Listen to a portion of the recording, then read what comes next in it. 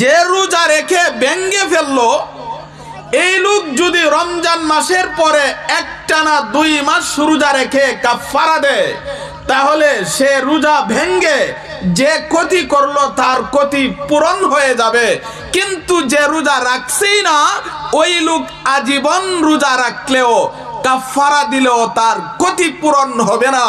এখান থেকে বুঝে নেন, একটা লোক যে রোজা রাখলই না, সে কত বড় ক্ষতি করলো, তার কপালে কত বড় কোরাল মারলো। আম্মা বাদু ফাআউযু বিল্লাহি মিনাশ শাইতানির রাজীম। বিসমিল্লাহির রহমানির রহিম।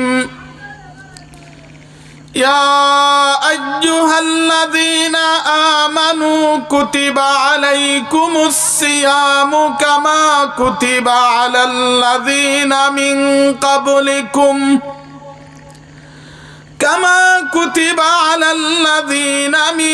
ক্বাবলিকুম লাআল্লাকুম তাত্তাকুন।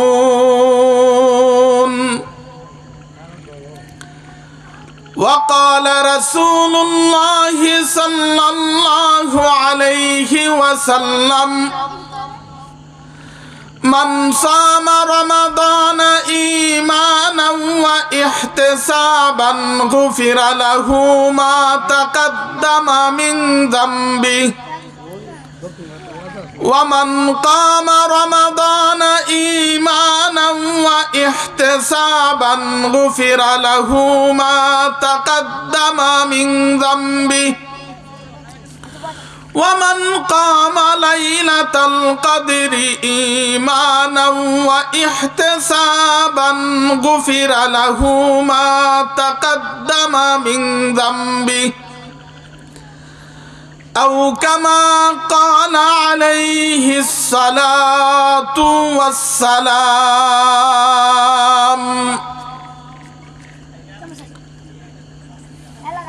আজকের মাহফিলের শ্রদ্ধাভাজন সভাপতি,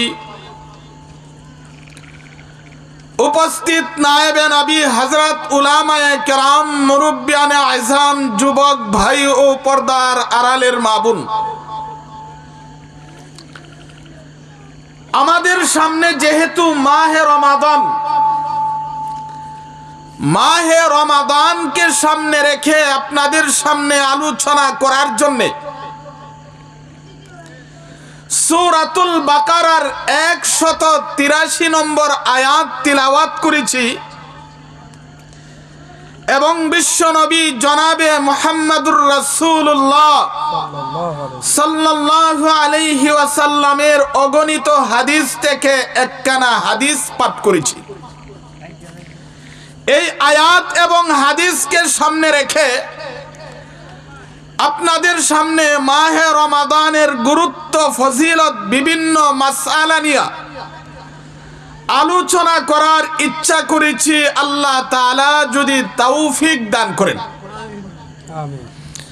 মাহতারাম হাজিরিন, আমরা জানি এবং বিশ্বাস করি ইসলামের ভিত্তি হলো 5টি: কালিমা, নামাজ, রোজা, হজ, যাকাত। ইসলামের 5টি ভিত্তির গুরুত্বপূর্ণ একটা ভিত্তি হলো রোজা। আমরা বাংলাতে, ফার্সিতে, উর্দুতে রোজা শব্দ ব্যবহার করি, কিন্তু আরবিতে বলা হয় সাওম। সাওম শব্দের আবিধানি করতে হলো বিরত থাকা, আর শরীয়তের পরিভাষায় সাওম বলা হয় সুবহে সাদেক থেকে নিয়ে আর সূর্য ডুবা পর্যন্ত রোজার নিয়তে খাওয়া, পান করা, স্ত্রী সম্মুখ থেকে বিরত থাকার নাম হলো রোজা। রোজা কোরআন, হাদিস, ইসলামী 4 দলিল দ্বারা প্রমাণিত। রোজা একটি ফরজ ইবাদত, অকাট্য দলিল দ্বারা প্রমাণিত। কেউ যদি রোজাকে অস্বীকার করে যে আমি রোজা বিশ্বাস করি না, রোজা আমি মানি না, তাহলে নিঃসন্দেহে এই লোকটা মুসলমান থাকতে পারে না, বেঈমান হয়ে যায়। আর রোজা ফরজ হওয়ার সত্ত্বেও যদি কোনো উজর ছাড়া, কোনো সমস্যা নাই, উজর ছাড়া রোজা না রাখে, শরীয়তের ভাষায় তাকে ফাসেক বলা হয়। এমন ফাসেক আমাদের সমাজে অভাব নাই, যাদের উপরে রোজা ফরজ কিন্তু রোজা রাখে না, কোনো উজরও নাই, এদেরকে শরীয়তের ভাষায় ফাসেক বলা হয়। রোজা ফরজ হওয়ার জন্য কিছু শর্ত আছে। আমি আপনাদের সামনে যে আয়াত তিলাওয়াত করেছি সেই আয়াতে আল্লাহ বলেন, ইয়া আইয়ুহাল্লাযীনা আমানু কুতিবা আলাইকুমুস সিয়াম। আল্লাহ বলেন, হে ঈমানদারগণ, তোমাদের উপরে রোজাকে ফরজ করা হয়েছে। কামা কুতিবা আলাল্লাযীনা মিন ক্বাবলিকুম, যেভাবে তোমাদের পূর্বের নবীর উম্মতের উপরে ফরজ করা হয়েছিল, ঠিক তেমনি ভাবে তোমাদের উপরেও ফরজ করা হয়েছে। লাআল্লাকুম তাত্তাকুন। কেন রোজা ফরজ করা হয়েছে? আল্লাহ বলেন, যেন রোজার মাধ্যমে তোমরা গুনাহ থেকে বাঁচতে পারো, মুত্তাকি ফরহেজগার আল্লাহ ওয়ালা হতে পারো। এই আয়াতকে সামনে রেখে আমরা তিনটা বিষয় আলোচনা করতে পারি। এক নাম্বার, রোজা ফরজ হওয়া সম্পর্কে। দুই নাম্বার, আল্লাহ কি রোজা শুধু এই নবীর উম্মতের উপরে ফরজ করেছেন না অন্য নবীর উম্মতের উপরেও ফরজ করেছিলেন। তিন নাম্বার, আল্লাহ রোজাকে কেন ফরজ করলেন। এই তিনটি বিষয় যদি আলোচনা হয়, আমরা যদি বুঝতে পারি, আশা করি রোজা সম্পর্কে আমাদের একটা ধারণা হয়ে যাবে। এক নাম্বার হলো রোজা ফরজ হওয়া সম্পর্কে। রোজা ফরজ হওয়ার জন্য কিছু শর্ত আছে। এক নাম্বার, মুসলমান হতে হবে, কোনো অমুসলিমের উপরে রোজা ফরজ হয় না। দুই নাম্বার, বালেগ হতে হবে, নাবালেগ বাচ্চার উপরে রোজা ফরজ হয় না। তিন নাম্বার, আকেল জ্ঞান সম্পন্ন হতে হবে, কোনো পাগলের উপরে রোজা ফরজ হয় না। চার নাম্বার, মুসলিম রাষ্ট্রে বসবাস করতে হবে, অথবা অমুসলিম রাষ্ট্রে বসবাস করলে রোজা যে ফরজ এই বিষয়ে তার জ্ঞান থাকতে হবে, বুঝতে হবে। এই শর্তগুলো যদি পাওয়া যায় তাহলে রোজা ফরজ। যাদের উপরে রোজা ফরজ কিন্তু রোজা রাখে না, এদের সম্পর্কে হাদিসের মধ্যে আল্লাহর নবী কি বলেছেন এবার শুনেন। এক হাদিসে উল্লেখ আছে, কোন একজন ব্যক্তি যার উপরে রোজা ফরজ কিন্তু রোজা রাখলো না, সেই লোক রমজানের পরে এই রোজাটা কাজা করা লাগবে, কিন্তু তার কোনো কাফারা নাই। আর কোন একজন ব্যক্তি যার উপরে রোজা ফরজ, রোজা রাখছে কিন্তু কোনো উজর ছাড়া, কোনো সমস্যা ছাড়া রোজাটাকে ভেঙ্গে ফেললো, শরীয়তের বিধান হলো রমজানের পরে কাজা তো করবি, একটানা 2 মাস রোজা রেখে তার কাফারা আদায় করতে হবে। এখানে যদি আমার কথা বুঝে থাকেন, কাফারা দিবে কে? যে রোজা রেখে ভেঙ্গে ফেললো সে। যে রোজা রাখছি না তার কোনো কাফারা নাই। বড় অপরাধী কে? যে রোজা রাখলই না সে হলো বড় অপরাধী। আর যে রোজা রেখে ভেঙ্গে ফেললো সেও অপরাধী, কিন্তু তার তুলনায় ছোট। রোজা যতক্ষণ রাখছে ততক্ষণ তো আল্লাহরে ভয় করছে, সাহারি খাইছে, রোজার নিয়ত করছে, রোজা রাখছে, যতক্ষণ রাখছে ততক্ষণ তো আল্লাহরে ভয় করছে। আর যে রোজা রাখি নাই সে তো আল্লাহকে ভয়ই করে নাই। কিন্তু এখানে কাফারা কে দিবে? যে রোজা রেখে ভেঙ্গে ফেলছে। বড় অপরাধীর কোনো পানিশমেন্ট নাই, ছোট অপরাধীর আছে সাজা। এই জন্য সাহাবায়ে কেরাম আমাদের নবীকে বললেন, হে আল্লাহর রাসূল, বড় অপরাধীর কোনো পানিশমেন্ট নাই, ছোট অপরাধীর আছে সাজা, এটা আল্লাহর কোন বিচার? নবীজি বললেন, যে রোজা রেখে ভেঙে ফেললো, এই লোক যদি রমজান মাসের পরে একটানা 2 মাস রোজা রেখে কাফারা দেয়, তাহলে সে রোজা ভেঙে যে ক্ষতি করলো তার ক্ষতি পূরণ হয়ে যাবে। কিন্তু যে রোজা রাখছেই না, ওই লোক আজীবন রোজা রাখলেও কাফারা দিলেও তার ক্ষতি পূরণ হবে না। এখান থেকে বুঝে নেন, একটা লোক যে রোজা রাখলই না, সে কত বড় ক্ষতি করলো, তার কপালে কত বড় কোরাল মারলো। এই জন্য একটা রোজা ভাঙ্গা এটা সাধারণ ব্যাপার নয়। কিন্তু কোন কারণ আছে, যে সকল কারণ পাওয়া গেলে রোজা ভাঙ্গাও জায়েজ আছে। যাদের জন্য রোজা না রাখার অনুমতি আছে, যে সকল মানুষের জন্য মাহে রমাদানে রোজা না রেখে পরে রাখার সুযোগ আছে, এর মধ্যে একজন হলো মুসাফির। একজন হলো মুসাফির। সফর অবস্থায় রোজা না রাখার অনুমতি আছে, কিন্তু রোজা রাখাটাই হলো উত্তম। বেশি কষ্ট যদি না হয়, রোজা রাখাটাই উত্তম। আর অস্বাভাবিক কষ্ট হলে রোজা রাখাটা তার জন্য মাকরুহ। হযরত আনাস রাদিয়াল্লাহু তাআলা আনহুকে সফর অবস্থায় রোজা রাখার বিধান সম্পর্কে জিজ্ঞাসা করা হলে তিনি বলেন, সফর অবস্থায় রোজা না রাখার অনুমতি আছে, কিন্তু রোজা রাখাটাই হলো উত্তম। কেউ যদি সফর অবস্থায় রোজা রেখে ফেলে, তাহলে তার জন্য ভাঙ্গা জায়েজ হবে না। ভাঙলে কাফারা দিতে হবে না, কাজা আদায় করলেই চলবে। কোন মুসাফির রোজা রেখেছিল, দিন বাকি থাকায় অবস্থায় সে মুকিম হয়ে গেল, তাহলে বাকি দিনটা রোজাদারের অবস্থায় থাকতে হবে, রোজার সম্মানার্থে রমজানের পরে কাজা করবে। আর যদি কোনো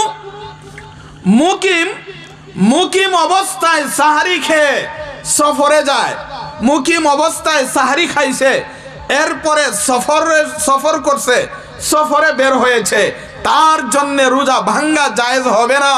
ভেঙ্গে ফেললে গুনাহ হবে, তবে কাফারা লাগবে না, কাজা আদায় করলেই হবে। যাদের জন্য রোজা না রাখার অনুমতি আছে, এর মধ্যে 1 নাম্বার হলো মুসাফির। 2 নাম্বার হলো অসুস্থ ব্যক্তি। এমন অসুস্থ হয়েছে, তার প্রবল আশঙ্কা হয়েছে রোজা রাখলে অসুস্থ ভালো হবে না, অথবা রোজা রাখলে তাড়াতাড়ি রোগ ভালো হবে না। ওই ব্যক্তির জন্য রোজা না রেখে পরে রাখার সুযোগ আছে। আর যদি প্রবল আশঙ্কা না হয়, কোনো একজন অভিজ্ঞ ডাক্তারের পরামর্শ লাগবে। কোনো একজন অভিজ্ঞ মুসলিম ডাক্তার যদি বলে, তুমি রোজা রাখলে তোমার মারাত্মক অসুবিধা হবে, তোমার রোগ বেড়ে যাবে, রোগ তাড়াতাড়ি ভালো হবে না, তাহলে তার জন্য রোজা ভাঙ্গার অনুমতি আছে, পরে কাজা করা লাগবে। 3 নাম্বার হলো গর্ভবতী মহিলা। যদি এমন হয় রোজা রাখলে তার নিজের অথবা গর্ভের সন্তানের প্রাণহানির আশঙ্কা হয়, অথবা মারাত্মক স্বাস্থ্যহানির আশঙ্কা হয়, গর্ভবতী মহিলাও রমজানে রোজা না রেখে পরে রাখার সুযোগ আছে, তবে স্বাভাবিক অবস্থায় নয়। মারাত্মক প্রাণহানি অথবা স্বাস্থ্যহানির আশঙ্কা হলে 4 নাম্বার হলো দুগ্ধদানকারিণী মহিলা। কোনো মা যদি তার সন্তানকে দুধ পান করায়, আর এমন যদি হয় রোজা রাখলে তার বুকের দুধ শুকায়া যায়, সন্তান আলাদা কোনো খাবারও খায় না, এই হালতে মা রোজা রাখলে সন্তানের স্বাস্থ্যহানির আশঙ্কা হয়, প্রাণহানির আশঙ্কা হয়, সেই মা দুগ্ধদানকারিণী মা রমজানে রোজা না রেখে পরে রাখার সুযোগ আছে। 5 নাম্বার হলো অতিশয় বৃদ্ধ, এমন বুড়া হইছে রোজা রাখার শক্তি তার গায়ে নাই, ওই ব্যক্তির জন্যও রোজা না রাখার অনুমতি আছে। কিন্তু মুসাফির যখন মুকিম হবে রোজাগুলো কাজা করবে, অসুস্থ ব্যক্তি সুস্থ হইলে রোজাগুলো কাজা করবে। দুগ্ধদানকারিণী মহিলা যখন বাচ্চা দুধ পান ছেড়ে দিবে কাজা করবে। কিন্তু অতিশয় বৃদ্ধ যে, সে তো আর যুবক হবে না, তার গায়ে তো আর শরীরের শক্তি ফিরে আসবে না। এই জন্য শরীয়তের বিধান হলো একেবারে অতিশয় বৃদ্ধ যারা, তারা কাজা করার বিধান না, তাদের জন্য বিধান হলো ফিদিয়া আদায় করবে। অতিশয় বৃদ্ধ যে, অথবা এমন রোগ হয়েছে এই রোগ থেকে সুস্থ হওয়ার আশঙ্কা নাই, তারা ফিদিয়া আদায় করবে। ফিদিয়া কি? প্রত্যেকটা রোজার পরিবর্তে একজন এতিম বা মিসকিনকে দুবেলা তৃপ্তি সহকারে খাওয়াবে অথবা তার মূল্য দিয়ে দিবে। প্রত্যেকটা রোজার আলাদা আলাদা ফিদিয়া। কেউ যদি রমজান মাস শুরু হওয়ার আগে, এই সমস্ত লোক যদি রোজা শুরু হওয়ার আগে ফিদিয়া আদায় করে তাও জায়েজ আছে।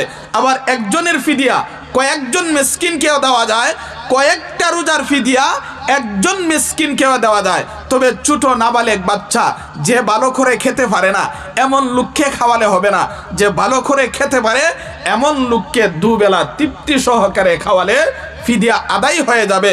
কিন্তু ফিদিয়া আদায় করার পরে ওই বুড়া ব্যক্তি যদি ক্ষমতা ফিরে পায়, শরীরে যদি শক্তি ফিরে আসে, অথবা অসুস্থ ব্যক্তি ফিদিয়া আদায় করেছিল আবার সুস্থ হয়ে গেছে, তাহলে রোজাগুলো কাজা করতে হবে। ফিদিয়া যে আদায় করেছিল নফল দান খয়রাতের সওয়াব পাবে। কিছু কিছু লোক আছে এদের জন্য মাহে রমাদানে রোজা না রেখে পরে রাখার সুযোগ আছে। কোন মা রমজান মাসে সাহারি খাইছে, সাহারি খায়া রোজার নিয়ত করছে, রোজা রাখছে, রোজা রাখার পরে দুপুরে অথবা দিনের বেলায় তার মাসিক শুরু হয়ে গেছে, তখন কি আর রোজা রাখতে পারবে? সে রোজা ভেঙ্গে ফেলবে। ওই মার জন্যে অনুমতি আছে, রোজা না রেখে রোজা রাখবে না, রোজা ভেঙ্গে ফেলবে। এমনকি মাসিকের কারণে যেই সকল মা রোজা ভেঙ্গে ফেলছে তারা দিনের বেলায় খাওয়া দাওয়াও করতে পারবে। কিন্তু খাবে যে, শরীয়তের বিধান হলো বয়স্কদের সামনে বড়দের সামনে খাবে দূরের কথা, ছোট বাচ্চার সামনেও খাবে না। কারণ ছোট বাচ্চার সামনে যদি কোনো মহিলা খায় তাহলে এই বাচ্চা রাস্তাঘাটে বিভিন্ন জায়গা গিয়ে বলবে আমার আম্মা রোজা রাখে না, আমার আফা রোজা রাখে না, তখন মানুষ খারাপ ধারণা করতে পারে। এই জন্যে মাসিকের কারণে যে সকল মারা রোজা ভাঙবে তারা খাবে, কিন্তু দরজা খুলে নয়, দরজা লক করে তারা খেতে পারবে, তাদের খাওয়ার অনুমতি আছে। কিন্তু এখানে আমাদের একটা কথা বুঝতে হয়, রমজান মাসে হোটেল খোলা থাকে, হোটেলের দরজায় পর্দা দিয়া হোটেলের ভিতরে কিছু মানুষে খায়। এরা কি মহিলারা খায় না পুরুষে খায়? ইসলামের বিধান হলো মহিলারা খাবে যারা রোজা রাখতে পারে না। কিন্তু আমাদের সমাজে দেখা যায় রমজান মাসে হোটেলের দরজায় পর্দা দিয়া পর্দার ভিতরে গিয়া খায়। এরা পুরুষের মতো খায় না, এরা মহিলাদের মতো খায়। আমার জীবনে আবার এমনও দেখেছি, রমজান মাসে মুসলমানের বাচ্চা হোটেলের ভিতরে পর্দার ভিতরে গিয়া খায়। কেউ যদি জিজ্ঞাসা করে তুমি রমজান মাস মুসলমানের বাচ্চা খাইতে আসলা কেন? আমি মুসলমান না, আমি হিন্দু। রমজান মাসে হিন্দুর পরিচয় দিয়াও খায়। আবার এই সকল 2 নাম্বার মুসলমান এরাওই দেখা যায় যেখানে ইফতার পার্টি আছে, যে মসজিদে অথবা যেখানে ইফতার পার্টি আছে সবার আগে গিয়া ইফতারে শরীক হয়। এই জন্য বলছি আমাদের সমাজে যারা পর্দার ভিতরে গিয়া রমজান মাসে খায়, হয়তো মহিলার পরিচয় দেয়া খায় নতুবা হিন্দুর পরিচয় দেয়া খায়। আবার ইফতারের সময় সবার আগে গিয়া ইফতার করে লজ্জা শরম থাকার কথা। এই জন্য মহতারাম হাজিরিন, একটা রোজা ভাঙ্গা এটা সাধারণ ব্যাপার নয়। অন্য এক হাদিসের মধ্যে আছে, নবী করিম সাল্লাল্লাহু আলাইহি ওয়াসাল্লাম বলেন, আমি একদিন ঘুমে স্বপ্নে দেখি দুইজন লোক আমার সামনে আসছে, এসে আমাকে বলছে, ইয়া রাসূলুল্লাহ, আপনি পাহাড়ের উপরে উঠেন। নবীজি বললেন, আমি উঠতে পারবো না। তারা বলল, হে নবী, আপনি উঠেন, আমরা আপনাকে সহযোগিতা করব। নবীজি বললেন, তারা দুইজন আমাকে পাহাড়ের উপরে নিয়ে গেলেন। আমি যখন পাহাড়ের উপরে গেলাম তখন বিকট একটা চিৎকার শুনতে পাইলাম। আমি তাদেরকে জিজ্ঞাসা করলাম, এই চিৎকার কিসের, এটা কিসের আওয়াজ? তখন বলা হইল, এটা জাহান্নামীদের আর্তনাদ। আমাকে নিয়ে আরেকটু সামনে গেল। সামনে যাওয়ার পরে আমি দেখি কিছু নারী পুরুষকে তাদের পায়ের পেশির মধ্যে বেঁধে ঝুলায় রাখছে, ছাগল জবে করে যেমন ভাবে লটকায়া চামড়াগুলা ছিলে ফেলে এইভাবে কিছু মানুষকে লটকায়া রাখছে এবং মুখের দুই পাশে কেটে ফেলা হচ্ছে। আমি জিজ্ঞাসা করলাম, নবী বলেন, আমি জিজ্ঞাসা করলাম, এরা কারা? তখন বলা হইলো, তারা হইল ওই সমস্ত লোক যাদের উপরে রোজা ফরজ ছিল কিন্তু রোজা রাখত না। আল্লাহ বলেন, ইয়া আইয়ুহাল্লাযীনা আমানু কুতিবা আলাইকুমুস সিয়াম। আল্লাহ বলেন, হে ঈমানদারগণ, আমি আল্লাহ তোমাদের উপরে রোজা ফরজ করেছি। আল্লাহ আমাদের উপরে রোজা কি করেছেন? অন্য এক হাদিসের মধ্যে আছে, তিন দল মানুষের জন্য জিব্রাইল ফেরেশতা বদদুয়া করেছেন। নবী বলেন, আমি নবী আমিন বলেছি। নবীর মধ্যে, মানুষের মধ্যে সর্বশ্রেষ্ঠ মহামানব হলো আমাদের নবী, আর ফেরেশতার মধ্যে সর্বশ্রেষ্ঠ ফেরেশতা হলো জিব্রাইল। সর্বশ্রেষ্ঠ ফেরেশতা বদদুয়া করেছেন, সর্বশ্রেষ্ঠ মহামানব আমিন বলেছে। কে কে? নবী বলেন, এক নাম্বার হলো, আমি নবীর নাম শোনার পরেও যে আমার উপরে দরুদ শরীফ পাঠ করলো না, এদের জন্য জিব্রাইল ফেরেশতা বদদুয়া করেছেন, আমি নবী আমিন বলেছি। তাহলে নবীর নাম শুননাও যারা নবীর উপরে দরুদ শরীফ পাঠ করে না, এদের জন্য জিব্রাইল ফেরেশতা বদদুয়া করেছেন। আমাদের নবী কি বলেছেন? আমিন বলেছেন। এখানে আমাদের একটা গুরুত্বপূর্ণ বিষয় বুঝতে হবে, দরুদ শরীফের শরঈ বিধান কি। দরুদ শরীফের শরঈ বিধান না জানার কারণে অনেক সময় যেখানে দরুদ শরীফ পড়ার কথা সেখানে পড়ে না, যেখানে পড়ার দরকার নাই সেখানে পড়ে। এই জন্য দরুদ শরীফের বিধান প্রত্যেকটা মুসলমানের জানা থাকার দরকার। আমি জানি না সাধারণ মানুষ কতজন জানে। সাধারণ মানুষ জানবে দূরের কথা, অনেক আলেম উলামাও জানে না দরুদ শরীফের শরঈ বিধান কি। দরুদ শরীফের শরঈ বিধান সর্বমোট 4 প্রকার। দরুদ শরীফের শরঈ বিধান সর্বমোট কত প্রকার? 4 প্রকার। এক প্রকার দরুদ শরীফ পড়া ফরজ, এক প্রকার দরুদ শরীফ হলো ওয়াজিব, এক প্রকার দরুদ শরীফ সুন্নাত, এক প্রকার দরুদ শরীফ মুস্তাহাব।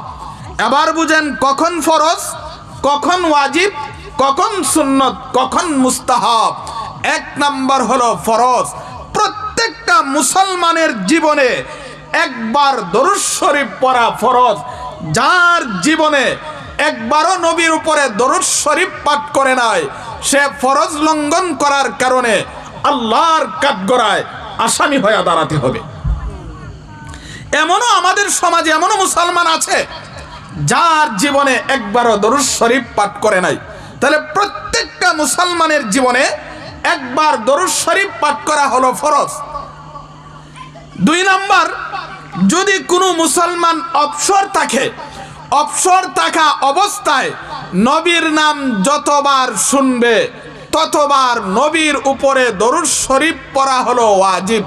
যতবার শুনবে ততবার দরুদ শরীফ পড়া হলো ওয়াজিব। ব্যস্ত থাকার সময় না। যেমন আমি আলোচনা করতেছি, আপনারা আলোচনা শুনতেছেন, একজনে কোরআন তেলাওয়াত করতেছে, ওজিফা পড়তেছে, তাসবিহ তাহলিল পড়তেছে, ব্যস্ত অবস্থায় নয়, অবসর অবস্থায় যতবার নবীর নাম শুনবে ততবার নবীর উপরে দরুদ শরীফ পড়া হলো ওয়াজিব। আর যদি অবসর না থাকে তাহলে এই মজলিসের ভিতরে একবার, যেমন আমরা যতক্ষণ আলোচনা শুনবো শুরু থেকে শেষ পর্যন্ত এর ভিতরে একবার দরুদ শরীফ পড়া হলো ওয়াজিব। 3 নাম্বার,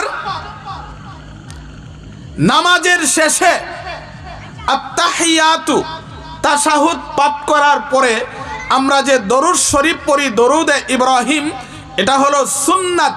এই 3 প্রকারের দরুদ ছাড়া আর যত প্রকারের দরুদ আছে সবগুলো হলো মুস্তাহাব।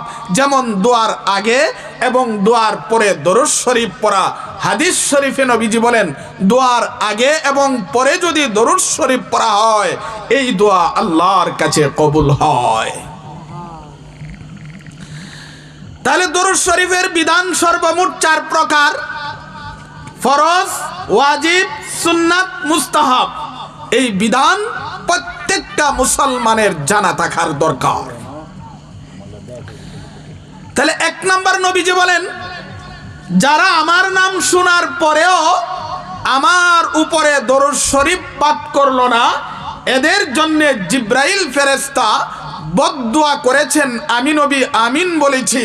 2 নাম্বার নবীজি বলেন, যারা মা বাবাকে পাইলো, মা বাবাকে পেয়েও মা বাবারে খুশি করতে পারলো না, মা বাবার সাথে সদ্ব্যবহার করতে পারলো না, এদের জন্যে জিব্রাইল ফেরেশতা বদদুয়া করেছেন, নবী বলেন আমি নবী আমিন বলেছি।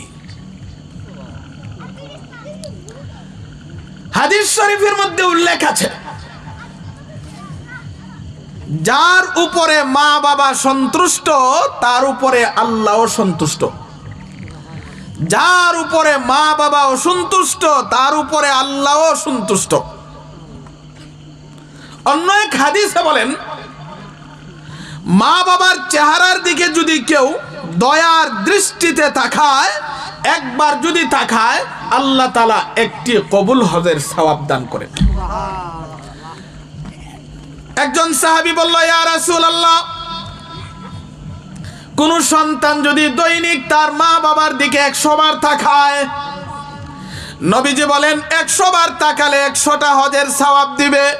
তুমি তাকাইতে তাকাইতে ক্লান্ত হয়ে যাইবা, কিন্তু আল্লাহ তোমাকে হজের সওয়াব দিয়া ক্লান্ত হবেন না। নবী বলেন, যারা মা বাবাকে পাইলো, মা বাবারে পায়া তাদেরকে খুশি করতে পারলো না, এদের জন্য জিব্রাইল ফেরেশতা বদদুয়া করেছেন, নবী বলেন আমি নবী আমিন বলেছি। সমাজে বহু মানুষ আছে যারা মা বাবাকে, মা বাবার সাথে সদ্ব্যবহার করে না, আছে না নাই? কই কোটি কোটি টাকার মালিক। আমাদের সমাজে এমন মানুষও আছে, কোটি কোটি টাকার মালিক, বাড়ির অভাব নাই, ঘরের অভাব নাই, কোনো কিছুর অভাব নাই, কিন্তু দেখা যায় মা বাবা ভালো খেতে পারে না, ভালো কাপড় পরতে পারে না, ভালো পরিবেশে থাকতে পারে না, নিজে প্লাট নিয়ে থাকে, আছে না নাই? নিজে অনেক সুখে থাকে, মা বাবায় কষ্টে থাকে। আবার এরা করে কি জানেননি? ও মা বাবা যখন মারা যায় তখন বাড়িতে এসে লক্ষ লক্ষ টাকা খরচ করে জিয়াফত করার জন্য পাগল হয়। এখন জিয়াফত করব, আরে ভাই তুমি আবার 3 লক্ষ টাকা খরচ করে জিয়াফত করবা। এই 3 লক্ষ টাকা যদি তোমার মায়ের উপরে আগে খরচ করতা দুনিয়াতে থাকতে, তাহলে কি পরিমাণ তুমি দোয়া পাইতা। আমি এই কথা বলি না জিয়াফত করেন না, কিন্তু বহু মানুষ আছে মা বাবা একটা নাফা ট্যাবলেট খেতে পারে না টাকার অভাবে, আর এই মা বাবা মরলে সন্তানে লক্ষ লক্ষ টাকা খরচ করে জিয়াফত করে। তুমি জিন্দা থাকতে অবস্থায় কোথায় ছিল? আর আমাদের সমাজের যে জিয়াফতের অবস্থা, এই অবস্থাগুলো প্রতি খেয়াল করলে কতটুক সওয়াব হবে আল্লাহই ভালো জানেন। 1 নাম্বার তার নিয়তের মধ্যেই সমস্যা থাকে। মা বাবা মারা গেছে, যদি জিয়াফত না করি তাহলে মানুষে কি কইব?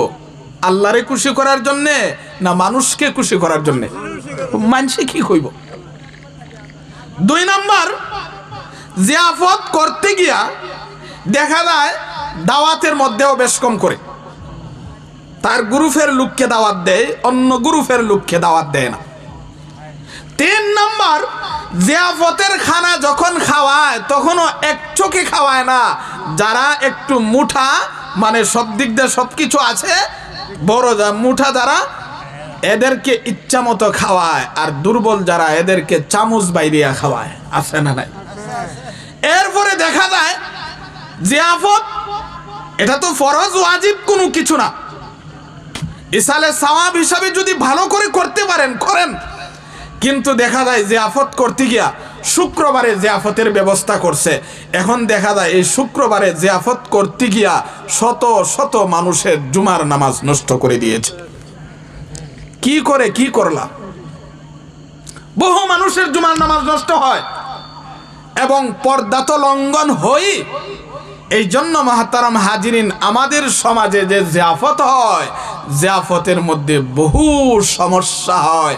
এই জন্যে আমাদের খুব খেয়াল রাখতে হবে, যেভাবে করলে শুদ্ধ হবে ওইভাবে করার চেষ্টা করবেন, নিজে মন গড়া মতো করার চেষ্টা করবেন না।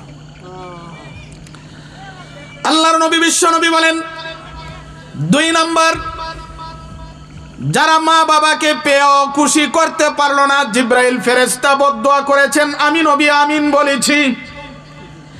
3 নাম্বার, নবীজি বলেন, রমজান মাস পেয়েও যারা গুনাহ ছাড়তে পারলো না, রমজান মাস পেয়েও সুদ ছাড়তে পারে নাই, ঘুষ ছাড়তে পারে নাই, রমজান পায়েও নামাজকে ধরতে পারে নাই, রোজা ধরতে পারে নাই, গুনার কাজ ছাড়তে পারে নাই, নেক কাজ করতে পারে না, এদের জন্য জিব্রাইল ফেরেশতা বদদুয়া করেছেন। নবী বলেন, আমি নবী আমিন বলেছি।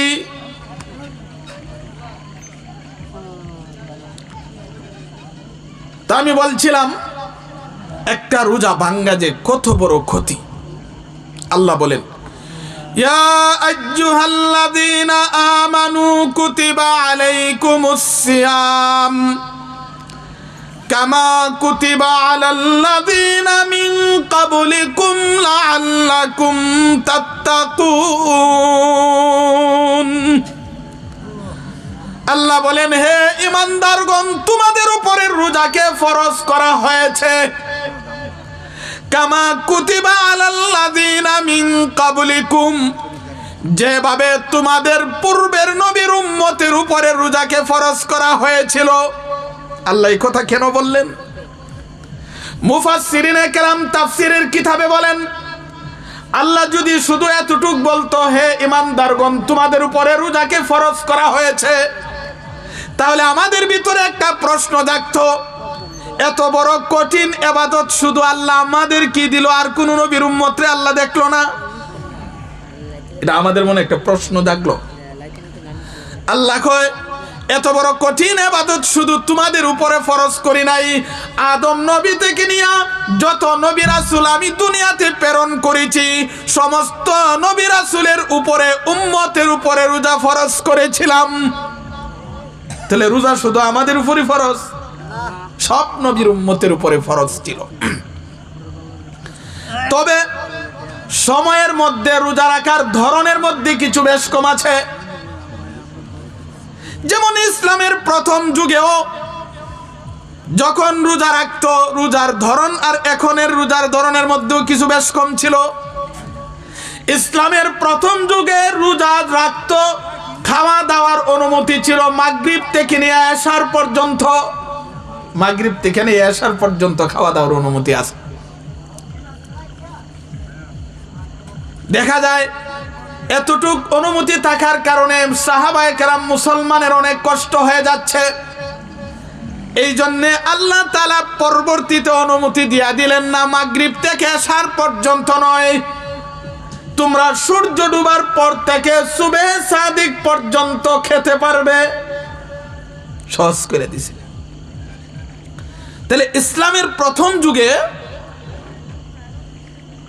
রোজা যে আমরা রাখতাম এটার সময় ছিল মাগরিব থেকে এশা পর্যন্ত।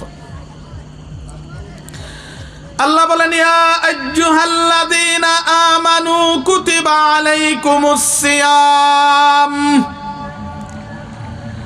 কামা কুতিবা আলাল্লাযীনা মিন ক্বাবলিকুম লাআল্লাকুম তাত্তাকুন।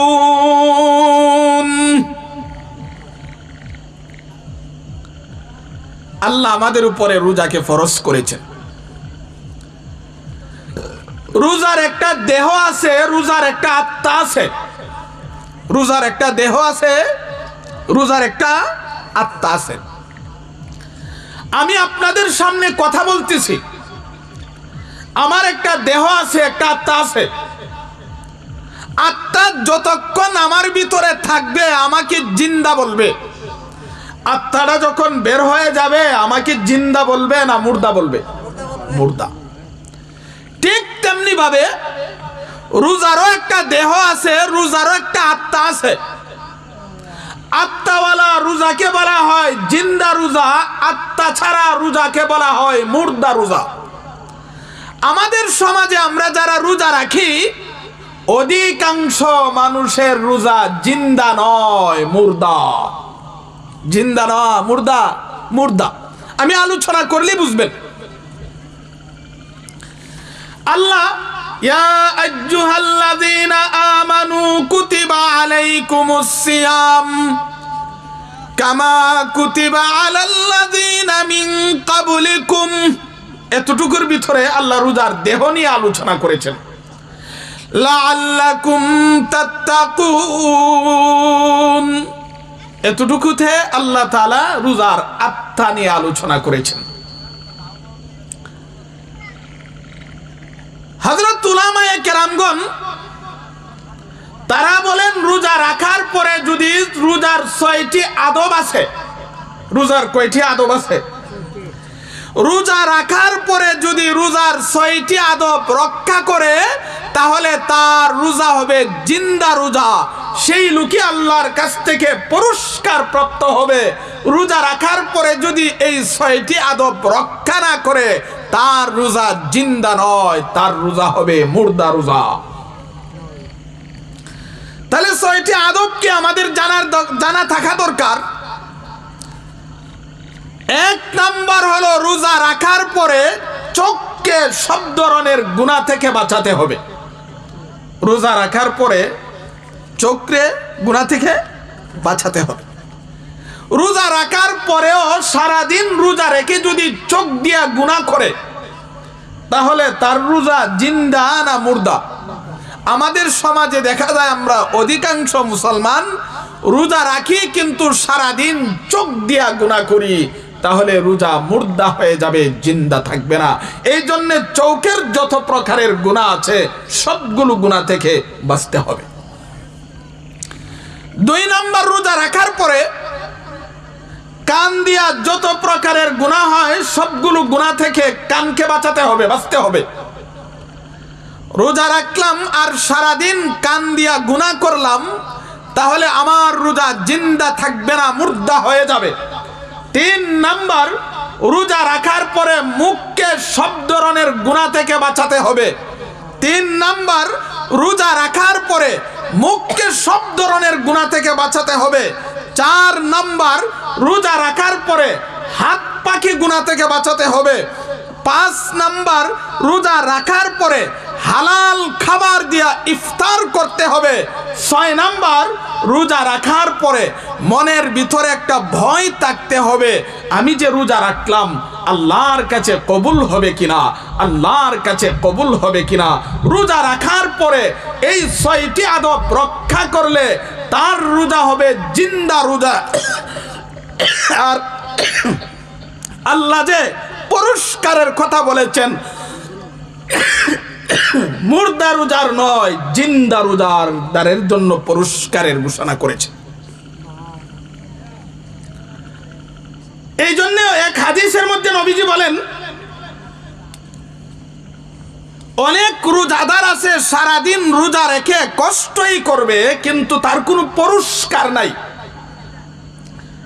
অনেক তাহাজ্জুদ পড়নেওয়ালা আছে, সারা রাত জাগ্রত দেখে, তাহাজ্জুদই পড়বে কিন্তু তার কোনো পুরস্কার নাই। এই কথার একটা সহজ উদাহরণের মাধ্যমে বুঝতে পারবেন। আমাদের আঞ্চলিকে অনেক সময় বলে আমও গেল সালাও গেল, আমও গেল সালাও গেল। এক লোক বাজারে গেছে, তার স্ত্রীকে জিজ্ঞাসা করলো বাজার থেকে কি আনবো। স্ত্রী বললেন 250 গ্রাম তেল আনবেন আর একটা পাতিল ঢাকার ঢাকনা আনবেন, হরা। এই লোক বাজারে গেল, তেল আনার জন্য কোনো বোতল নিছে না, আর ঢাকনা আনার জন্য কোনো ব্যাগও নিছে না। সর্বপ্রথম তেলের দোকানে গেছে, চিন্তা করলো এবার যে তেল নিমু কিসে করে নিমু, নেওয়ার তো কিচ্ছু আনছি না, না তাহলে তেল নিব না, আগে ঢাকনাটা কিনে নিয়ে আসি, ঢাকনাই করে তেল নিয়ে যাব। এই লোক ঢাকনার ঘরে গিয়া সর্বপ্রথম ঢাকনা কিনে এবার তেলের দোকানে এসে বলল ভাই আমাকে 250 গ্রাম তেল দেন। দোকানদার বলল কিসে করে নিবা, সে এমনি হরাডারে ধরছে, আমার এই ঢাকনার মধ্যে দিয়া দেন। 250 গ্রাম তেল মাইপে দিছে, সবগুলো তেল সংকুলন হয় নাই, কিছু তেল বাকি আছে। এবার দোকানদার বলল বাকি তেল নিবা কিসে করে, হরাডারে উল্টায়া, ওই হরাডার ধরার একটা জায়গা আছে না, হরাডারে উল্টায়া কইছে এখানে দাও। এখন আগের তেল রইছিনি, এবার ওই উপরে যে ধরার জায়গাটা, এখানে অল্প কিছু তেল নিয়ে বাড়িতে গেল।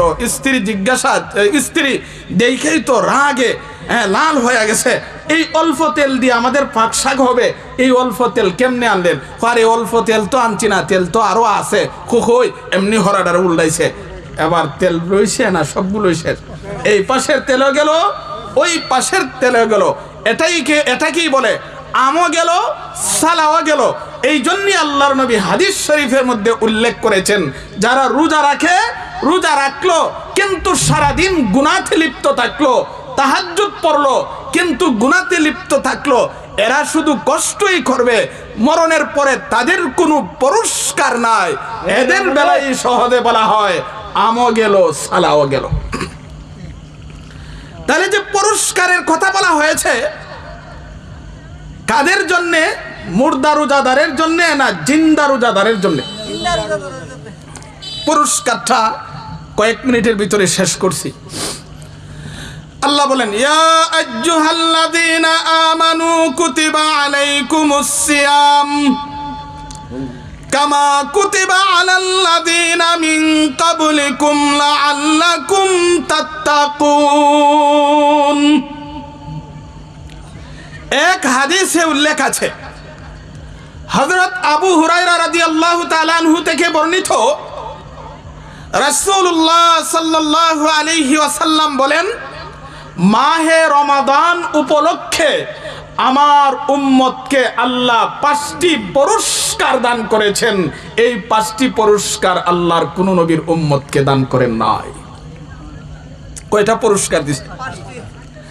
1 নাম্বার, রোজাদারের মুখের গন্ধ আল্লাহর কাছে মেশকে আম্বরের চাইতে আরো বেশি প্রিয়।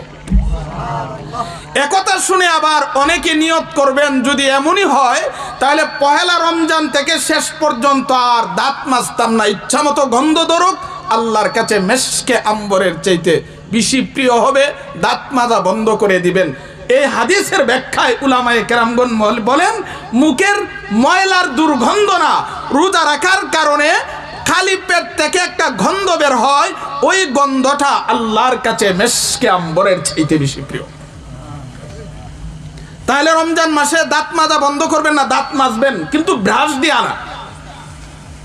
ব্রাশ দিয়ে দাঁত মাজা উলামায়ে কেরামগণ নিষেধ করেন, মিসওয়াক দিয়ে দাঁত মাজবেন।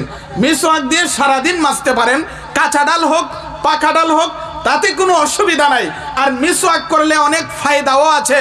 মিসওয়াক করলে, মিসওয়াকের কারণে আল্লাহ খুশি হয়, বিশ্বনবী খুশি হয়, ফেরেশতারা খুশি হয়। মিসওয়াক করলে চৌকের পাওয়ার বাড়ে, দাঁত মজবুত হয়, দাড়ি মজবুত হয়। সবচাইতে বড় ফায়দা হলো, কেউ যদি নিয়মিত মিসওয়াক করে মরণের সময় ঈমান নসিব হয়, তার মুখে কালিমা জারি হয়ে যায়। 1 নাম্বার। কোন উলামায়ে কেরামগণ বলেন না, এর ব্যাখ্যা হলো মৃত্যুর পরে আল্লাহ তাআলা তাকে একটা পুরস্কার দান করবেন রোজাদারকে। ওই পুরস্কারটা আল্লাহর কাছে মেশকে আম্বরের চাইতে বেশি প্রিয়। কোন উলামায়ে কেরামগণ বলেন না, কবর থেকে যখন উঠে হাসরের মাঠে যাবে তার মুখ থেকে একটা গন্ধ বের হবে, ওই গন্ধটা আল্লাহর কাছে মেশকে আম্বরের চাইতে বেশি প্রিয়। 2 নাম্বার, নবীজি বলেন মাহে রমাদান উপলক্ষে আল্লাহ আমার উম্মতকে 2 নাম্বার যে পুরস্কারটা দান করেছেন সেটা হলো রোজাদারের জন্য গাছপালা, তরু লতা, পশু পাখি, গর্তের পিপিলিকা এবং সমুদ্রের মাছ পর্যন্ত দোয়া করে সন্ধ্যা পর্যন্ত দোয়া করতে থাকে। 3 নাম্বার, রোজাদারের জন্য প্রতিদিন জান্নাতকে সুসজ্জিত করা হয়।